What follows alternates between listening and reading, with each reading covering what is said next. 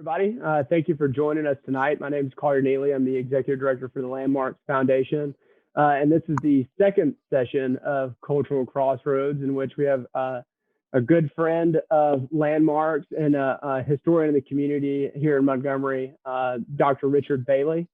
He's going to talk about Black politicians during Reconstruction, and I'm really excited about that. So Dr. Bailey, thank you for being here. We also have Dr. Elijah Gaddis from Auburn University, who is going to kind of moderate this conversation.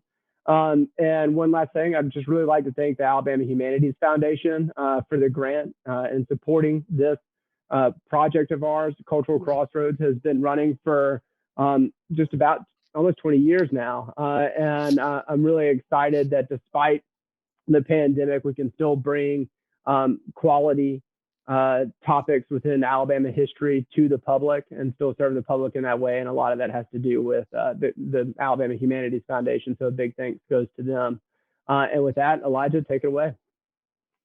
Excellent. I'm going to have almost no remarks because this is an easy an easy person to introduce. When we knew we were going to do this series, we knew, of course, that we had to have Dr. Richard Bailey.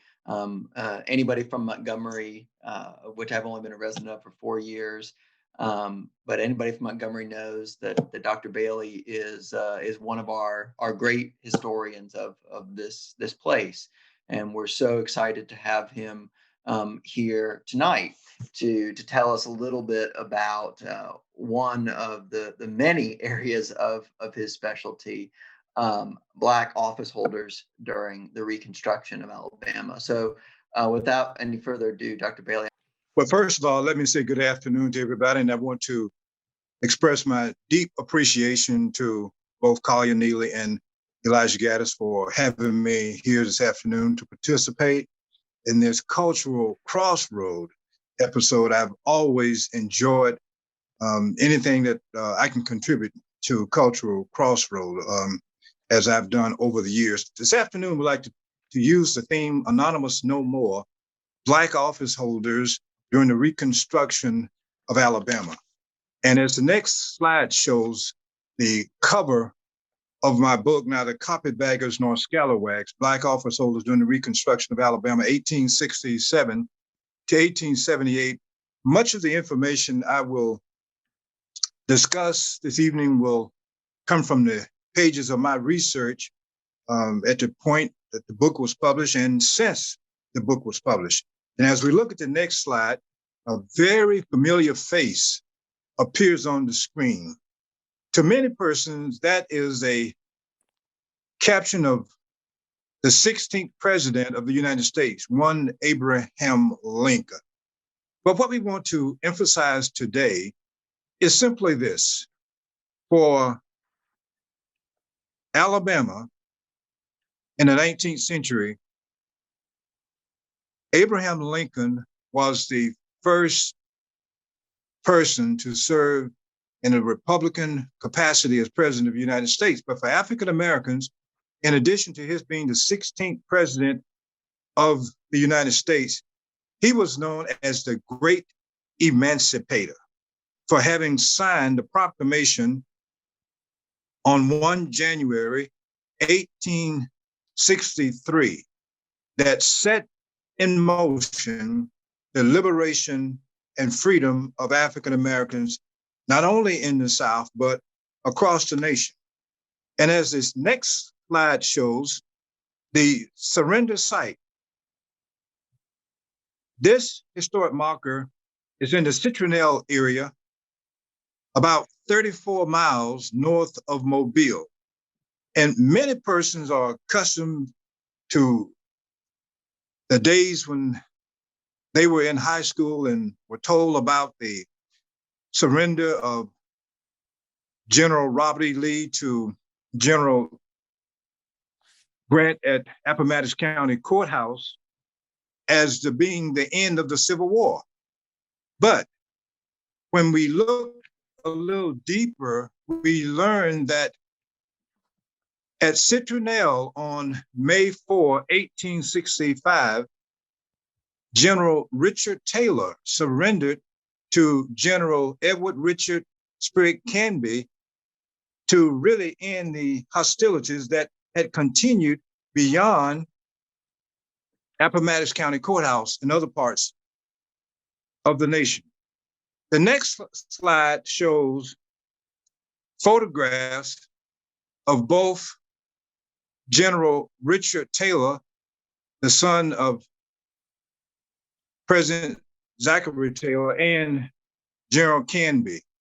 And I think that for the most part, many people are unfamiliar with these two photographs, but these are large personalities in both United States history as well as Alabama history.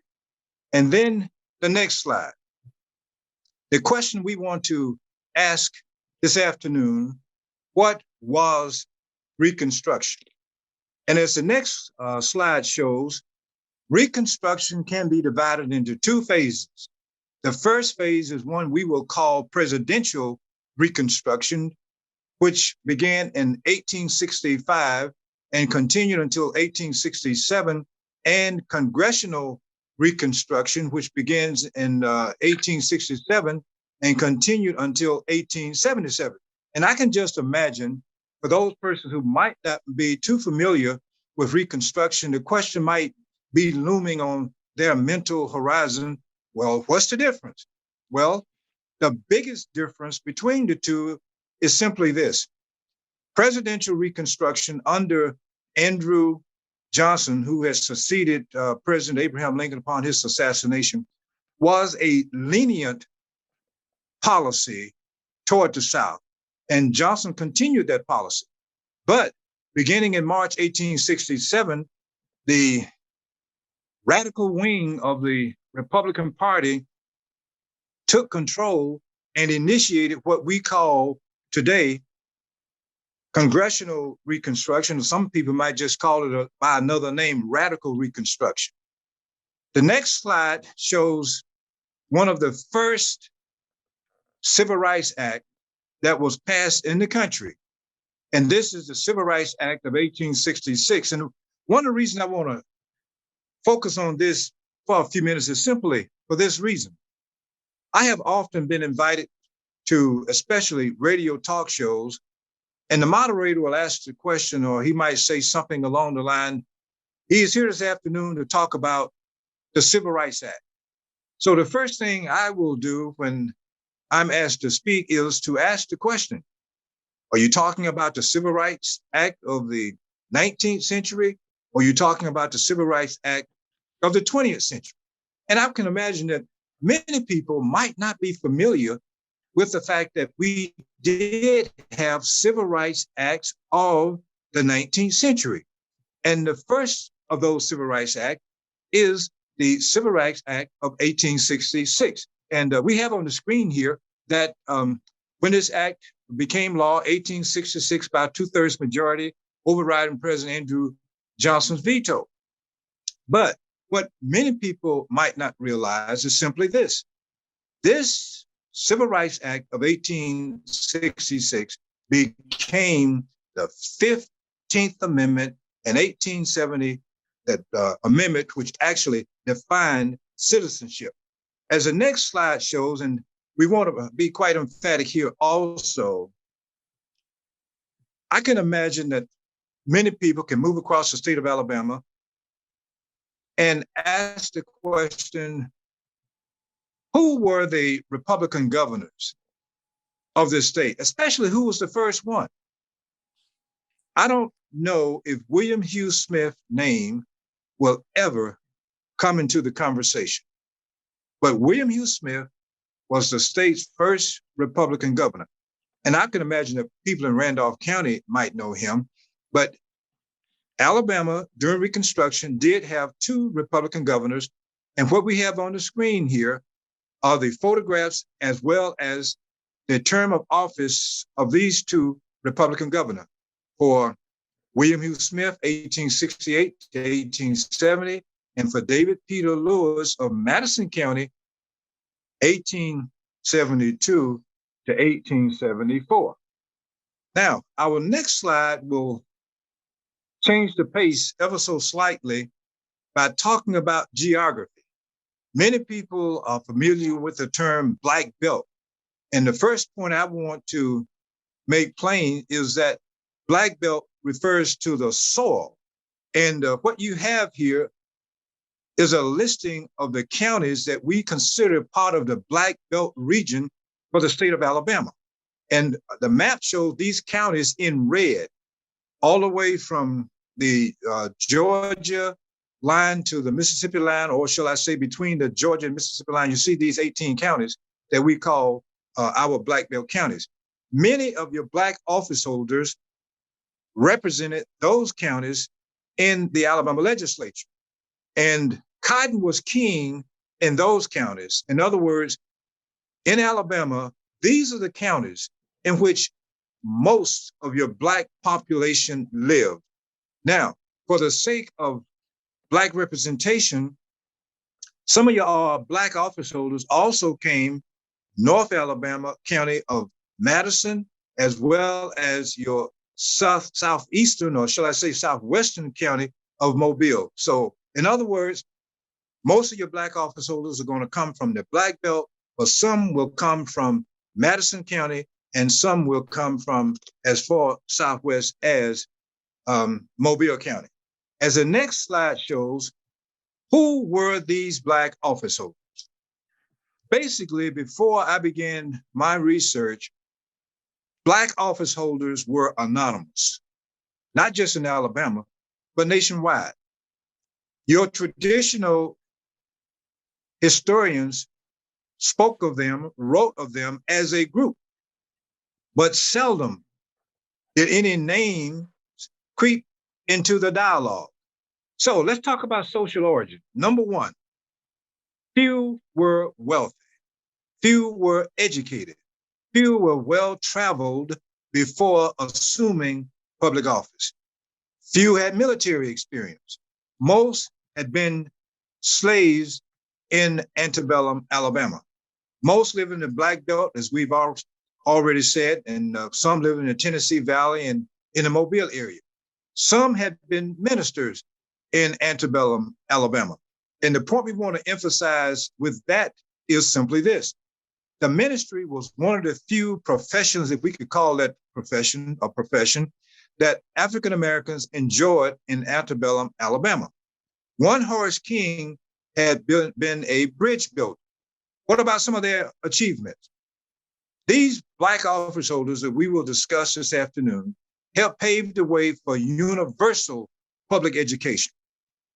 Education existed in the state of Alabama, but it was not universal public education in the context that all of the people in the state were eligible to receive a public education. These Black office holders helped to change laws regarding imprisonment for debt and inheritance for women. Many people today might not realize that at one point you could be in prison for debt. But Alabama Constitution provided that you could not be in prison for debt, and the inheritance of women, beginning with the Constitution of 1868, when a woman married, her property didn't automatically become the property of her husband, and there were some exceptions to that. Introduced the state's first civil rights bill in the State House of Representatives and in the Senate. We will discuss that a little bit later on. And helped to introduce the Republican Party in Alabama and make it a mighty force. And this is something that permeates the entirety of my book. These Black office holders were members of the Republican Party, as I've already said, because of their indebtedness to Abraham Lincoln as president for signing the Emancipation Proclamation. But that wasn't all they did.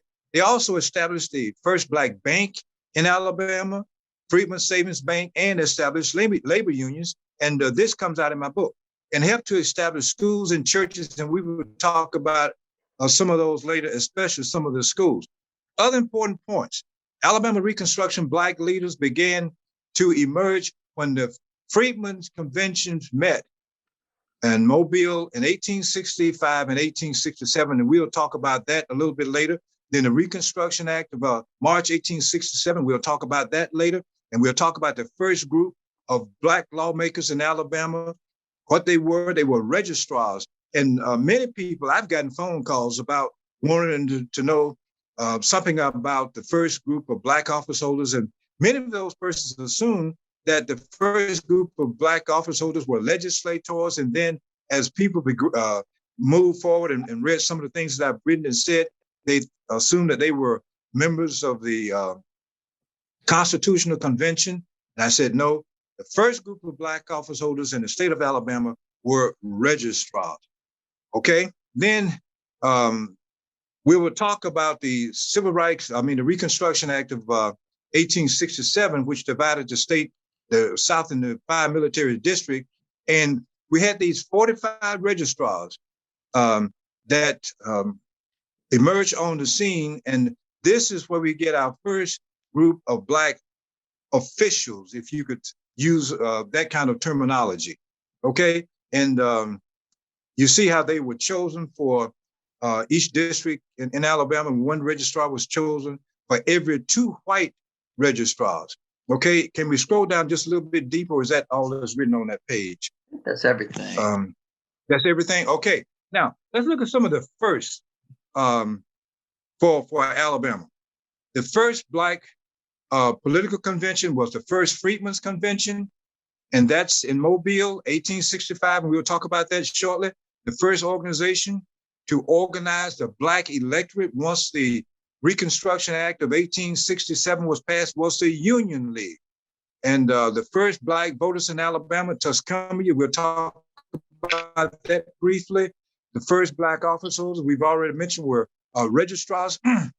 The first Black lawmakers were delegates to the Constitutional Convention of 1867. The first constitution to be approved by the electorate was the Constitution of 1868. And the first occasion where women had any semblance of rights was the Constitution of 1868. And the first Black to make a legislative appointment was Holland Thompson of Montgomery County.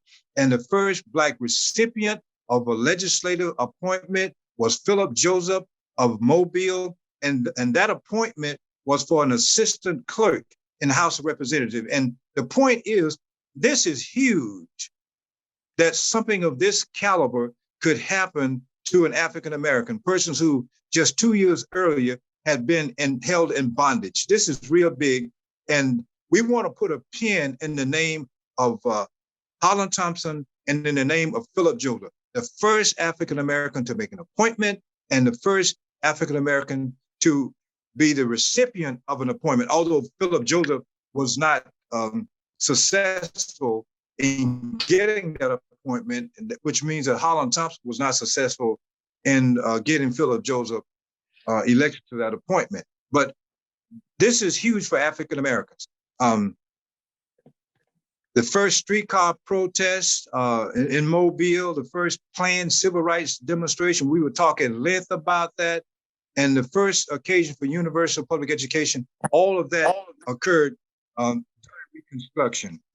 And then as we move beyond the list of Alabama first, we go to our next slide.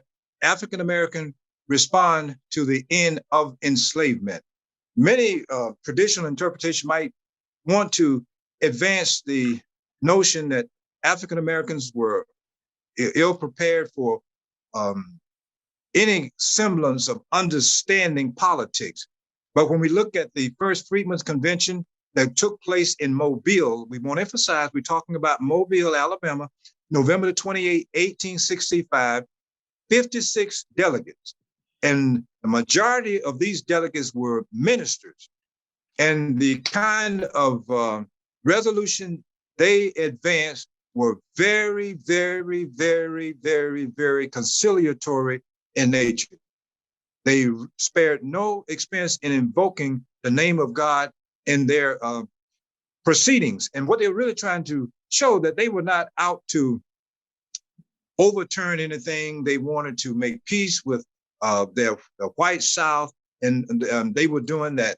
And the only thing they really asked for of the Constitutional Convention in 1865 was the suffrage. And that was one point that was actually denied.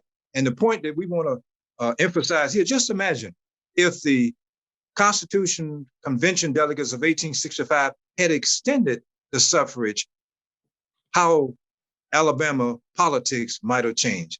But with the second convention, May 1st, 1867, we want to emphasize that conciliatory nature, conciliatory tone had definitely changed. Why had it changed? Look at the next slide. It changed because of the Reconstruction Act, March 2nd, 1867. And why did that change? Let's look at the second one. The next slide. The first Black vote in Alabama. That Reconstruction Act is passed in March. The very next month, on April 1, 1867, in Tuscumbia, Alabama. This is huge. African American voted for the first time in the state of Alabama. And I hope we remember that, because each year since I discovered this point, on April the 1st, I'm looking at newspapers and watching the television and listening to the radio, hoping to hear somebody say that April the 1st, 1867 is one of the biggest dates in all of Alabama history, especially for African Americans. Because on April the 1st, 1867, African Americans in Tuscumbia, Alabama, voted in a mayoral election in that town. I haven't heard it yet. I haven't heard any mentioning of that one point. Anyway, let's go and look at the next slide. Once the Reconstruction Act was passed in March 1867, as I've already said, that conciliatory tone of African Americans changed.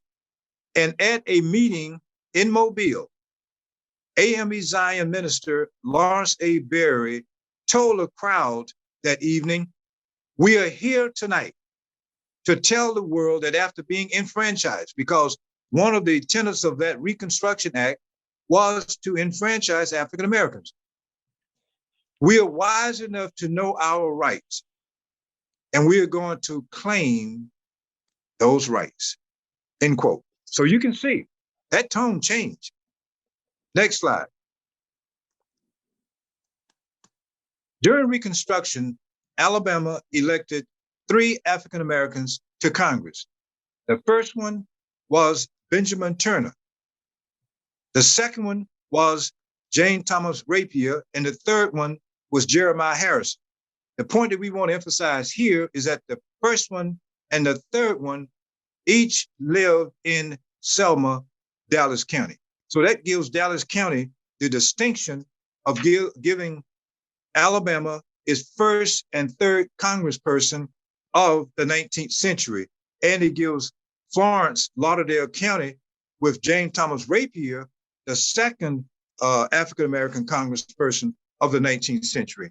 And the reason that we have just a photo of Jane Thomas Rapier for our next slide is simply this. I have given more speeches in Florence, Alabama about Jane Thomas Rapier than I have any of our congressperson, Jane Thomas Rapier. And people are very proud in Florence, Alabama of Jane Thomas Rapier. And the last time I visited Jane Thomas Rapier, I heard much discussion, renewed interest in this Alabama congressperson. The next slide shows a picture of our Black office holders in 1872. And I'm really distressed when I, over the years, have searched out trying to find photographs of Black office holders. And to some extent, I've been successful. And in some other extent, I have not been as successful. But this is one of the photographs I have in my book of Black office holders. And as I said, this is 1872. Now, what did some of these Black office holders do? What were some of their contributions that in many instances they've not received credit for. The next slide. During the Civil War, the 54th Massachusetts Regiment was the first Black regiment. And as I watched the movie beginning in 1989, I did not really come to grips with just how significant the 54th Massachusetts Regiment was. But as I've continued my studies over the years, one of the things I've come to grips with, and this is the reason I ask, in some instances, plead with people, when you do something of this nature, try to add a historian to your staff, to your list of consultants. Why? Look at the next slide. The most popular tune among Black soldiers during the Civil War was the tune Colored Volunteers. Now, why, especially in Alabama, would anyone have an interest in colored volunteers? This simple reason. John Carraway, who wrote that tune, served in the Alabama legislature representing Mobile County. But that wasn't all. John Carraway was one of 3 African Americans to serve concurrently as an alderman and as a state representative. I had the lyrics for many years to Colored Volunteers, and I was talking to a good friend of mine at Maxwell Air Force Base who had taught at the Air Force Academy, and he had the music, the score. And it just happened that we were discussing that one day, and I combined the two and went and got a reporter from the Montgomery Advertiser. And on Memorial Day, I believe it was 1997, there was a major article in the newspaper. For the first time, the music and the lyrics were combined, where we gave credit to John Carraway of Mobile for having written the song Colored Volunteers. And if you go on the internet, you'll see that the author of that song is anonymous, but it was written by someone, a private company with the 54th Massachusetts Regiment. So we brought that to the table, that the song was written by John Carraway, who had represented Mobile County in the Alabama legislature. And one of the things that we also want to emphasize, in fact, too, this was the most popular tune among Black soldiers during the Civil War. And in that tune, you hear that if a Black soldier were captured, he was treated as a prisoner of war, and he might find himself at the end of a rope. So it was not fun for a Black soldier to serve in Union uniform during the Civil War. But what else did these Black legislators did? As the next slide shows, they also established schools. The first, what we might call Black school, Emerson Institute, if we can just go back just a slide, Emerson Institute was established in Mobile before the Civil War actually ended. And one of the stories I love to tell about Emerson Institute, and teachers have really appreciated my telling them this. On the first day that school was opened on Government Street in Mobile, those Black kids were standing outside of that yard waiting to come in. And when they were given permission to enter the school, they rushed into that school as if they were about to enjoy their last inheritance. They were just that interested in getting an education. The Lincoln School of Marion became Alabama State. Alexander Curtis was one of the persons very well connected to that school. Talladega College, Yancey B. Sims, Swain School, Elijah Cook, and I just go on down the line. These are schools that were established during Reconstruction. As the next slide shows, these were not the only African-American school. The Huntsville Normal School, established in Huntsville, Meridianville, actually, in 1873. And let me tell you this story. I'm going to go on down this list and tell the story later, but you have Knox Academy, established by the AMA, Tuscaloosa Institute, that later became Stillman College, Selman University. I'll talk a little bit about that. Tuskegee Norman Industrial, Payne, the AME, then the Calhoun School, which is outside of Reconstruction. But let's look at the next slide. And even the next one. That's a picture of Emerson Institute, excuse me. And the Broad Street School, we've already passed. If we just go back to that one very quickly, the previous one, that, right. Emerson Institute, you see the gates there, and the Broad Street School, all both in Mobile. And then the next one, the Lincoln School of Marion school building and a cooking class. And the next slide shows Talladega College, several buildings on Talladega College campus. And then the next slide shows William Hooper Council. And the point that we want to make with him is simply this. I read the population census for 1860 and 1870. And one of the things I noticed was that Reuben Jones, who served in the Alabama legislature, and William H. Council were immediate neighbors. William H. Council served as an engrossing clerk in the legislature, and I have accredited that as the reason that we get the founding of Alabama A&M in Huntsville, because of the proximity and residence between Reuben Jones, the state legislator, and William H. Council. And that's probably why William H. Council was able to secure that position as an engrossing clerk, because he lived right next door to Reuben Jones, the state legislator. The next slide.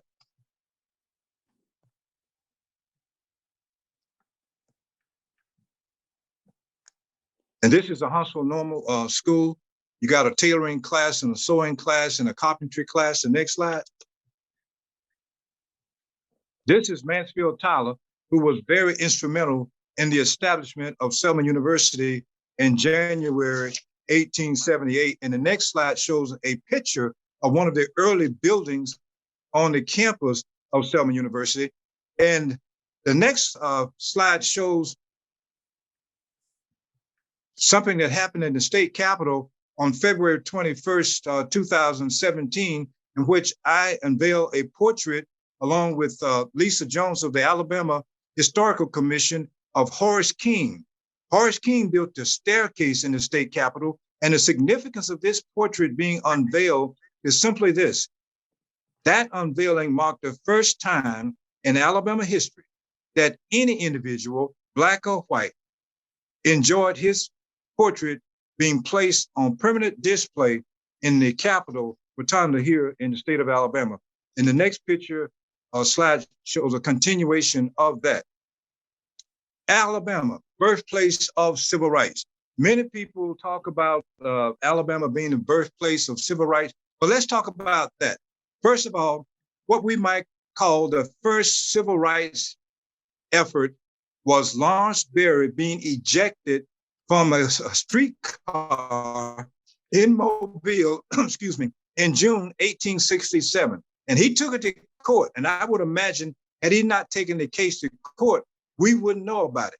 But he objected to being removed from sitting on or standing on the inside and being forced to have to ride on the outside. Why did we mention Latta J. Williams' name? Because in 1872, Latta J. Williams introduced the first civil rights bill in the Alabama legislature. And the next year, 1873, Jeremiah Harrison of Selma, Dallas County, introduced the first civil rights bill in the Alabama Senate. And those persons, three persons named, are almost, well, I can actually say, are never mentioned when we start talking about civil rights in the state of Alabama. But those are the persons: Lawrence Berry, Mobile, Latta J. Williams, the House of Representatives here in Montgomery, and Latta J. Williams represented Montgomery, as you can see, and Jeremiah Harrison at the state capitol, but he represented Selma, Dallas County. The next slide shows a second Civil Rights Act that was passed during Reconstruction. This is the Civil Rights Act of 1875. It prohibited racial discrimination in jury selection, transportation, restaurants, and in public conveyances on land or water, theaters, and other places of public amusement. It did not guarantee equality in school, churches, and cemeteries. And the reason for that is simply this. With the Constitutional Convention of 1865 and the Constitution of 1868, we did not touch those issues. The next slide. Now, why do we have the Montgomery Theater here that was built in Montgomery in 1859? We have it here because the first planned civil rights demonstration in the state of Alabama took place here. The next slide.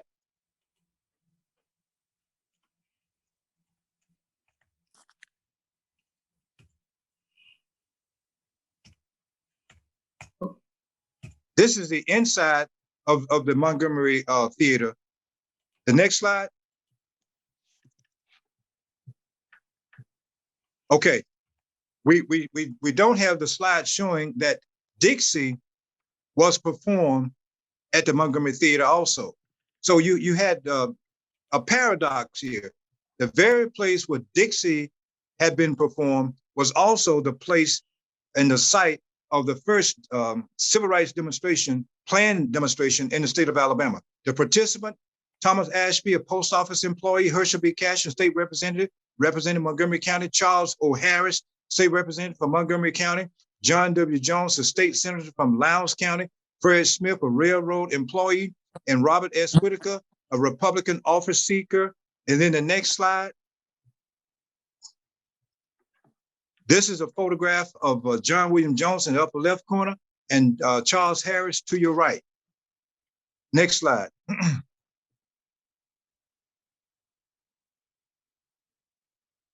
Now, when the Civil Rights Act of 1875 was passed on March the 1st, 1875, word reached Montgomery very quick.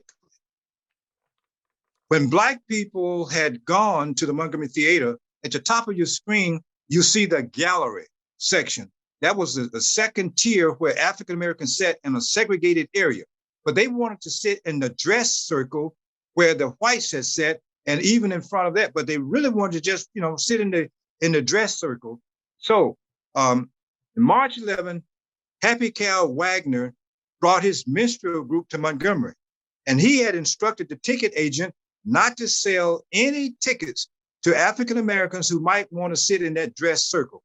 But those African Americans were successful in purchasing those tickets to that dress circle. So when the curtains rose that night, Happy Cal saw these African Americans sitting in that dress circle, and pandemonium broke out because he asked them to please remove themselves to the gallery where there were plenty of good seats, and they refused to do so. So he got his pistol, and they made haste out of that place, and the show went on, and he congratulated himself for having gotten rid of that first planned demonstration, not knowing the next morning those African Americans had sworn out warrants against him, and he was successful in challenging that first warrant. But the next day they swore out a next one, and he knew then he needed to get out of town. So he caught the train for Decatur in haste, and he was able to get out of town. But the Montgomery Advertiser was warning people left and right that the town was in an uproar over what had happened, and the Montgomery Advertiser pleaded for calm.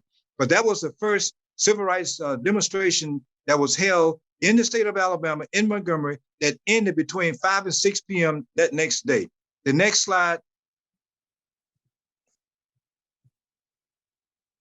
This is a picture of a historic marker that's was placed outside of the Montgomery Theater that was located at the intersection of Monroe Street and North Perry Street in Montgomery, Alabama. When I was growing up, that was the Weber department store clothing building. Next slide. And this is a historic marker that we unveiled in Montgomery in April 2019 for Charles Harris. And we just saw a photograph of Charles Harris, and he lived at 813 Adams Avenue. And this was about 2 blocks from the state capitol, Charles Oscar Harris. And his son-in-law was Ralph Bunche. And with Ralph Bunche being Oscar Harris's son-in-law, that in itself gave Alabama ties to 2 Nobel recipients, Dr. Martin Luther King Jr. and Ralph J. Bunche. Next slide. This is the other side of that historic marker. Why do we have Alabama Supreme Court Justice Oscar W. Adams Jr. here? For this simple reason. Oscar Adams became the first African-American to serve on the Alabama Supreme Court.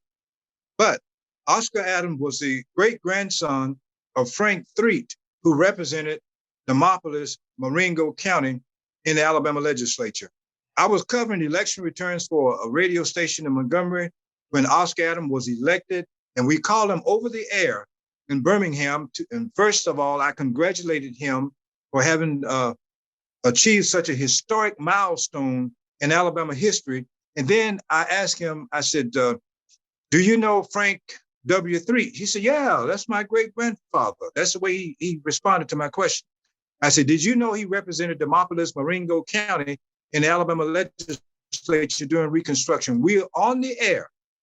There was silence for about 3 minutes. And when he did speak, he said, you know, I attended his funeral when I was about 5 or 6 years old, but I never knew that he had represented Alabama in the legislature. And when you pick up a profile of Oscar Adams today, because of my research, you'll see mentioning in that same profile his great-grandfather, Frank H. Threet of Demopolis, Marengo County. So what we've done with my research and with a bunch of real good people in the state of Alabama, we've gone out of our way to ensure that Black office holders in Alabama would be anonymous no more. Thank you very much. It's difficult, of course, over Zoom to clap, but a virtual round of applause for Dr. Bailey and that wonderful talk. Every time I hear him speak, I learn something new. So I have questions, but I don't want to take up too much time asking them. So I'll open the floor for anybody who's interested in asking questions. If you've got a question for Dr. Bailey, you can just kind of raise your hand, and I'll let you ask it, and he can give us whatever answers he has for us tonight. We'll take just a few minutes to do that.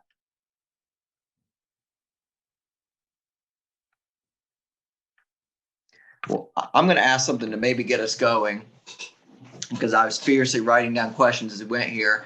And Dr. Bailey, towards the beginning of the talk, you were saying how many Black registrars there were, how many African-American registrars in particular there were in Alabama. And I think you gave the figure that they outnumbered whites elected during a certain period by 2 to 1. So why was that? Why were there so many registrars in particular as elected officials or politicians? Well, first of all, there were only 15 African-American registrars. There were 30 white. Okay. So the white ones outnumbered the Black ones. Gotcha. Yes. Mm-hmm. And let me just say this too, since you raised that issue. This effort to identify Black registrars marked one of the saddest moments in Alabama history.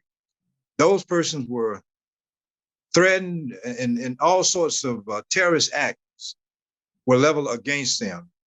And William Russell Smith, the person in charge of registration, had to go outside of districts to try to find some African American who's qualified and was willing to serve.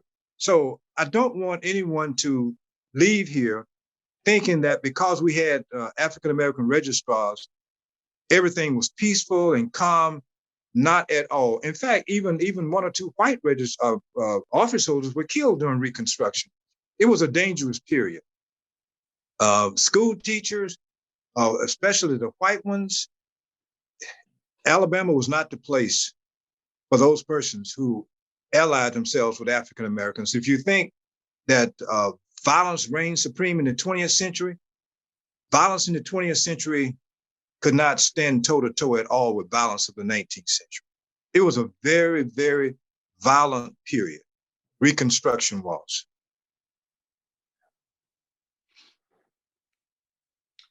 Other questions that people have for Dr. Bailey? I know we're getting on towards dinner time, so everyone's reluctant. I'm gonna ask one more, and then we'll call this. Well, it looks like we've got one coming in on chat. I'm gonna ask one more, and then I'll read this one to you from the chat.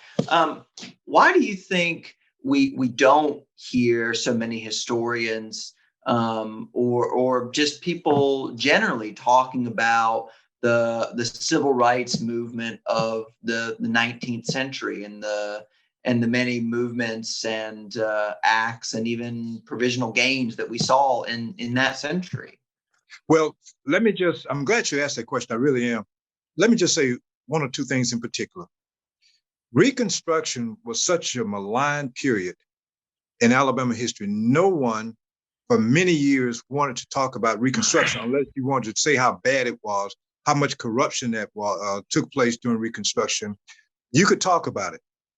Up until Sarah Woolfolk Wiggins came here at the University of Alabama, basically no one researched Reconstruction and remained in Alabama.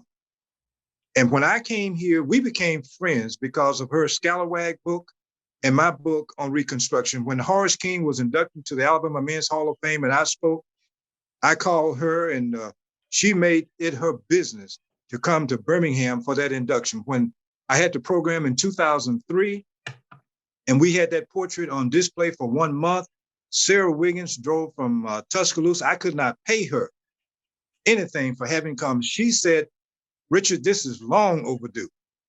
And what I'm saying is, Sarah Wiggins and I started a movement where you could write, research, and talk about Reconstruction and remain in the state of Alabama. No one before her had done that, and no one Black before me had done it. So now people don't hesitate to talk about Reconstruction because the opposition is not there. But you wouldn't dare talk about Reconstruction. And let me say this. When I read the newspaper of a Black office holder today who dies, and I know for a fact that person's ancestor was a Reconstruction office holder, there's no mentioning at all of that person. Ed Maul in Selma, who served in the Alabama legislature just a couple of years ago, when he died, there was no mentioning at all of January Maul from the Alabama Senate.